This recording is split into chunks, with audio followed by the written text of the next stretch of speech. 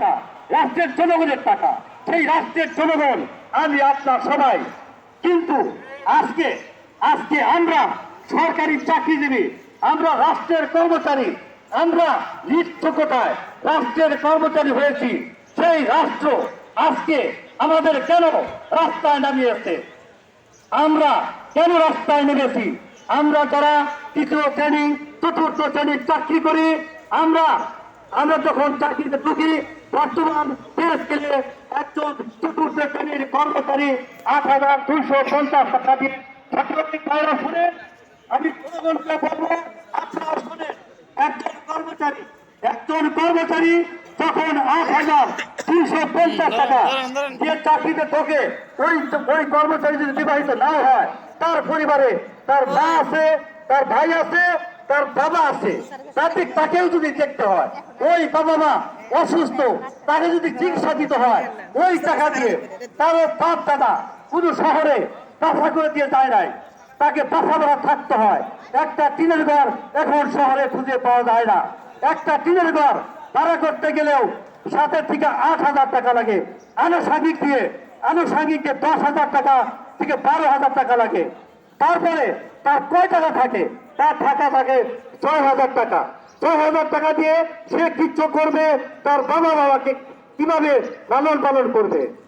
আর যিনি বিবাহিত, তার বয়সী সন্তান থাকে, ওই সন্তান নিয়ে চলতে যায়, ওই বাবা মাকে আর দেখতে পারে না।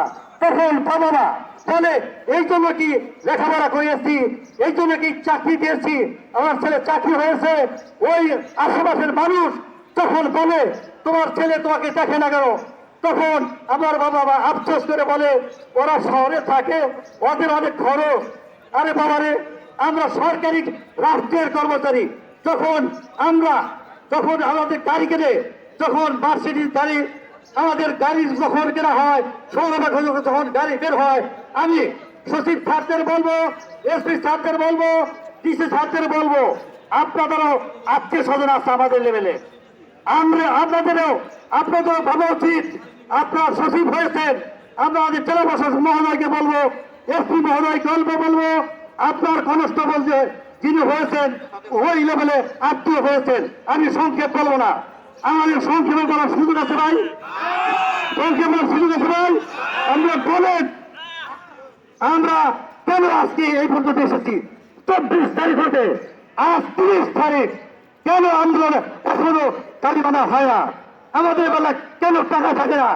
অর্থ উপদেষ্টাকে বলবো, আপনি একজন সুশিক্ষিত বাংলাদেশ ব্যাংকের সাবেক সফল গভর্নর, আপনি কেমনে এই কথা বলতে পারলেন? লজ্জা হয় না আপনার? লজ্জা হয় না ভাই? আমার মাননীয় উপদেষ্টাকে বলবো, মাননীয় প্রধান উপদেষ্টাকে বলবো, আপনি বিশ্বে আপনার কত গ্রহণযোগ্যতা আছে আমরা সবাই জানি। একটা এনজিওতে আমার আত্মীয় চাকরি করে আশায়, তার বেতন আমার পরের চাকরিতে ঢুকেছে 1,20,000 টাকা বেতন পায়। সে যখন পেনশনে যাবে, উনি 1 কোটি টাকা পেনশন পাবে। আর আমি 38 বছর চাকরি করে আমি এখন বেতন পাই 42,000 টাকা। আমার 3 গুণ বেতন পায়, পেনশন সে 3 গুণের উপরে পাবে। আমার আত্মীয়, আমার বাইরা লাগে, তার স্ত্রী এসে আমার বউর সাথে যখন কথা বলে, দুলাভাই বেতন কয় টাকা বেতন পায়, তখন ওই আমার স্ত্রী কথা বলতে পারে না, কিসের সরকারি চাকরি করো, আমার ছেলেকে সরকারি চাকরি করে দিচ্ছে না। আমার ভাই বন্ধুর বলবো, এই দেশে সরকারি চাকরি দেওয়ার জন্য লেখাপড়া করাবেন না, এর মতো যোগ্যতা নাই। সমাজের স্থান 30 বছর চাকরি চলছে, আর কোন টাইম স্কিল নাই।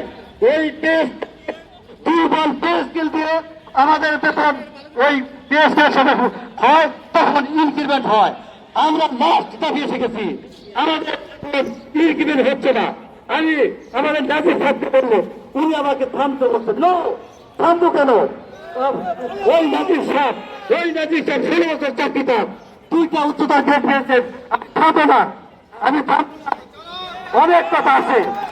2টা উচ্চতার গ্রেড পেয়েছে, আর উনি গ্রেড পাবে না। উনি এখন প্রমোশন পেয়েছেন, উপসহকারী প্রশাসনিক কর্মকর্তা হয়েছেন। ওনাকে যদি পে স্কেল না দেওয়া হয়, ওনার ইনক্রিমেন্ট বন্ধ হয়ে যাবে। এটা জানার দরকার আছে আমাদের জেলা প্রশাসক। ওরা কখনো আমরা কোন স্কুলে চাকরি করি জানার চেষ্টাও করেন না।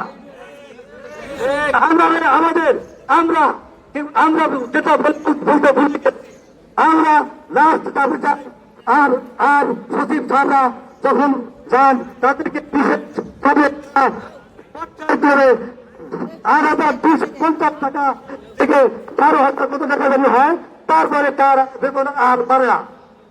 এই যে কথা হলো, কোন সভ্য দেশে রাষ্ট্রের সংস্কার চান, রাষ্ট্র দুর্নীতিমুক্ত করতে চান। বিভিন্ন সাহেব বলেছেন যে একজন কর্মচারী কেন্দ্রে ওই 8,250 টাকা স্কেলের চাকরিতে ঢুকে সে যদি 16,000 মতো বেতন পায়, সে কেন্দ্রে চলবে, সে তো দুর্নীতি করবে, তার সাথে তার কোনো পথ নাই। আর সরকারি কর্মচারীরা কোনদিনই কি ওনারা কি বাড়িতে যা বলতে পারবে, আমাকে ধান দাও, আমাকে চাল দাও? এর চেয়ে আমরা আমার পিতা মাতাকে দেখতে পারি না, আমার ভাইয়ের লেখাপড়ার জন্য কোনো ভূমিকা দিতে পারি না, বোনের বিয়ের জন্য কোনো ভূমিকা দিতে পারি না। আমি তখন ওই বাড়ি থেকে আমি চাল চাবো, আমি ধান চাবো, এর চেয়ে টাকা চাবো, আমার চলতে পারি না। এই কথা বললে আমাদের চাকরি কোথায় থাকে? আমি জেলা প্রশাসক স্যারকে বলবো, আমি জেলা প্রশাসক স্যারের মাধ্যমে বলবো, সচিব স্যাররা আপনারা এই রাষ্ট্রের মানুষ, এই রাষ্ট্রে আপনারা সচিব হয়েছেন, একদিনে হন নাই। আমরা বিসিএস দিতে পেয়েছি, আমরা বিসিএস এর চান্স পাই নাই। আপনারা বিসিএস দিয়েছেন, রাষ্ট্রকে চালান, আপনারা রাষ্ট্রের নীতিনির্ধারণ যারা কাজ করেন, কিন্তু যখন এক থেকে নবম গ্রেড 10ম গ্রেড পর্যন্ত পে স্কেল দেয়, তখন তারা ভালো করে হিসাব করে। যখন 11 ঘর থেকে 20 গ্রেড শুরু হয়, সাংবাদিক ভাইরা ভালো করে লিখবেন, তখন তাদের কলেজে কাজ থাকে না, তখন তাদের কাজ থাকে না। এটা কি শুরু হয়েছে? রাষ্ট্র যে তাল বাহানা আর চলবে না। আমি